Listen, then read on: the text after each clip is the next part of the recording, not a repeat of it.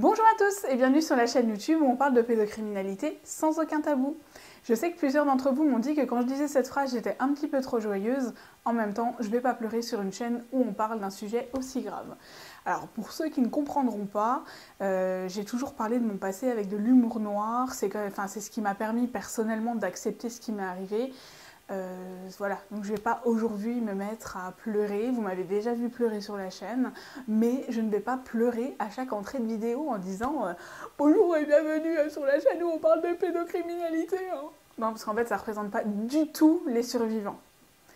Ensuite, désolée pour la vidéo de la semaine dernière, parce qu'il fallait que je me filme en vidéo réaction, c'était ce que je vous avais promis pour la semaine dernière, mais j'ai été super malade et merci à tous pour votre soutien en tout cas.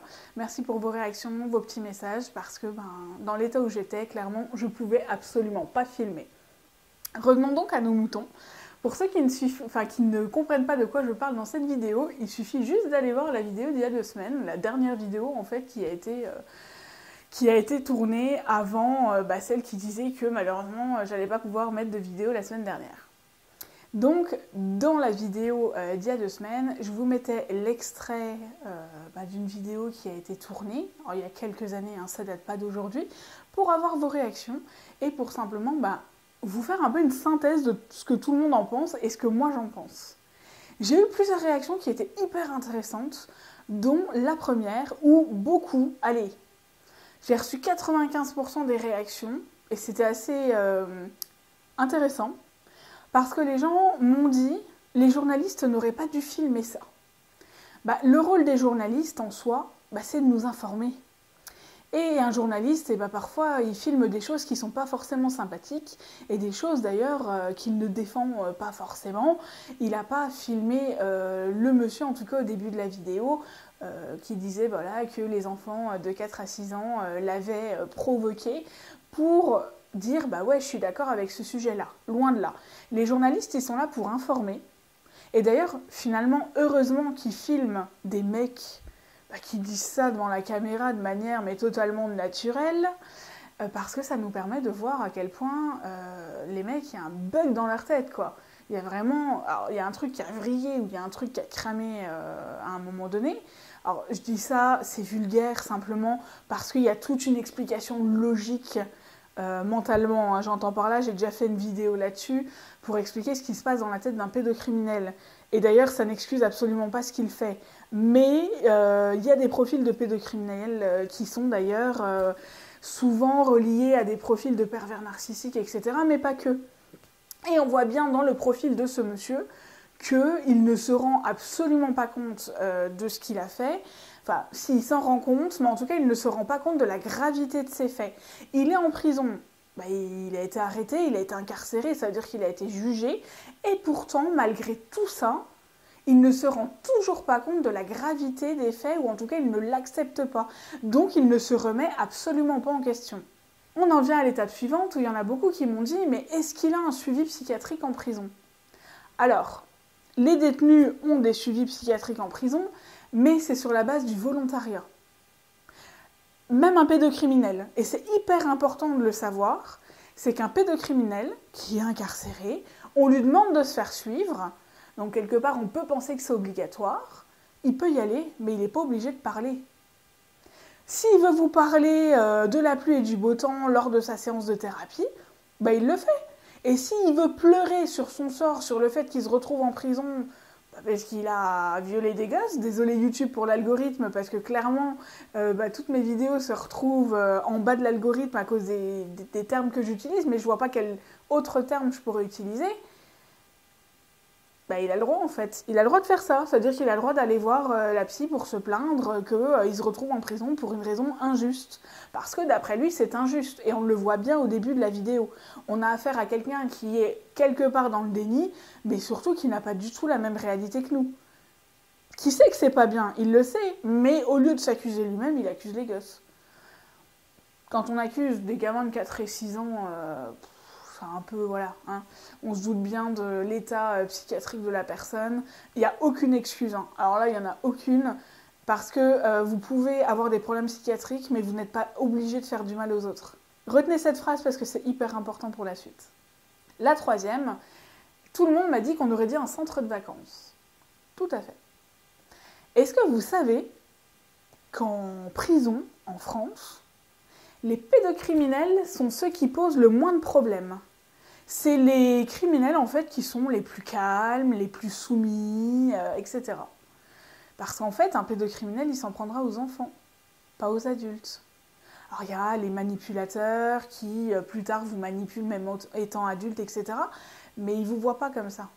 Ils ne vous voient pas comme vous voyez, ils ne vous voient pas en tant qu'adulte. Et c'est ça ce qui est compliqué pour les survivants, c'est aussi que quand nous on se retrouve face à notre agresseur, en fait on se retrouve comme quand on était enfant.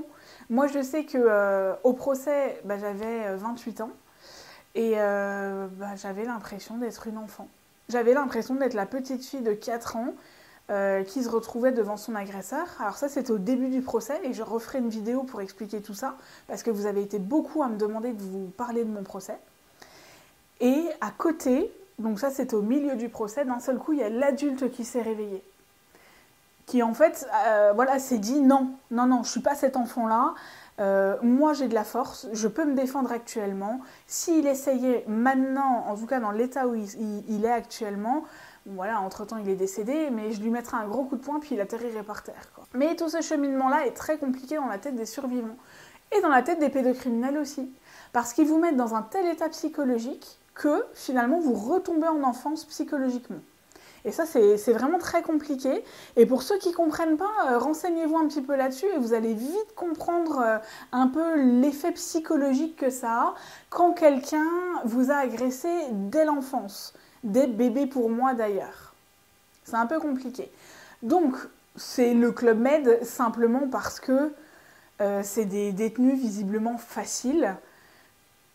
Alors, je ne vais pas dire un truc super vulgaire, mais vous allez très bien comprendre, parce que, en fait, ils s'en prennent aux enfants et pas aux adultes. Hein? Quand tu fais 90 kilos et que tu t'en prends à un gamin de 5 kilos, voire dans mon cas de 4 kilos, 3 kilos, t'es pas un grand courageux, quoi. Je pense que vous verrez ce que je veux dire, mais t'es pas un grand courageux dans la vie. Donc tu vas pas t'en prendre à un adulte de 90 kilos en face de toi. Voilà. Je pense que vous aurez tous compris. La quatrième chose, il y a des gens qui m'ont demandé s'il fallait pas les tuer. Qui m'ont dit, voilà, il y a un débat qui s'est remis et qui m'ont dit, est-ce que finalement la peine de mort ne serait pas à remettre en place pour ce genre de criminel? Je ne peux pas répondre oui, parce qu'on ne peut pas tuer quelqu'un, on ne peut pas décider de donner la vie ou la mort à quelqu'un. Enfin, donner la vie, si, on peut décider, mais ça, pareil, on en reparlera dans une autre vidéo. En tout cas, on ne peut pas décider, on n'a pas droit de vie ou de mort sur un autre être humain.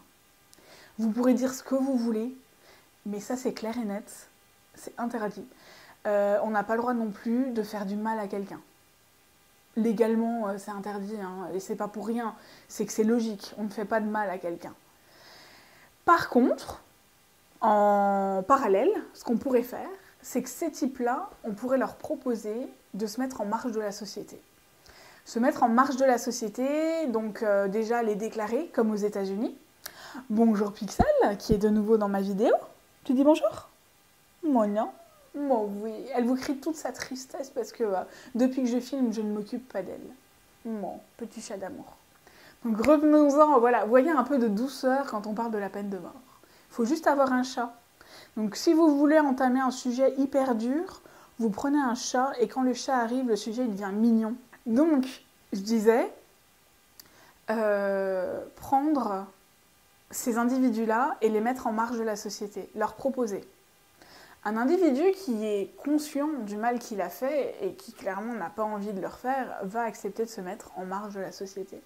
Un individu qui n'en est pas conscient et qui est persuadé que ce sont les autres le problème, donc là dans le cas-là les enfants, il n'acceptera pas. Et là on saura à quel point l'individu est ou pas coupable de ses actes. Même si, attention, je ne dis pas que ceux qui n'en sont pas conscients ne sont pas coupables. Du moment où vous faites du mal, que vous soyez psychologiquement apte ou pas, vous êtes totalement responsable de ce que vous faites. La loi n'est pas faite comme ça, mais enfin, voilà, étant moi victime d'un pédocriminel, je ne peux pas dire que certains pédocriminels, en tout cas je ne peux pas accepter que certains pédocriminels ne soient pas conscients de ce qu'ils font. Surtout quand on connaît un peu ce milieu-là, quand j'aide des victimes, etc., quand je vois les comportements des pédocriminels, je ne peux pas accepter ça. Par contre, on pourrait les mettre en marge et surtout les surveiller. Faire comme aux USA, qu'en fait ils soient obligés de se déclarer.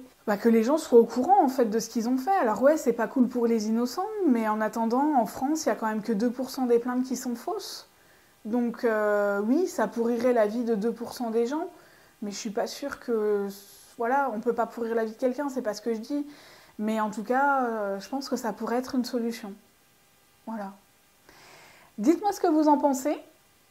Dites-moi si l'un des points, vous y avez pensé également et ce que vous auriez fait, si vous pensez exactement comme moi, si vous pensez comme les gens, n'hésitez pas, voilà, il n'y a pas de censure ou autre, bon naturellement à part dans les insultes, mais n'hésitez pas à dire ce que vous pensez, vous savez qu'ici on est libre, il n'y a pas de jugement tant que ça reste dans la bienveillance. Je vous dis à bientôt!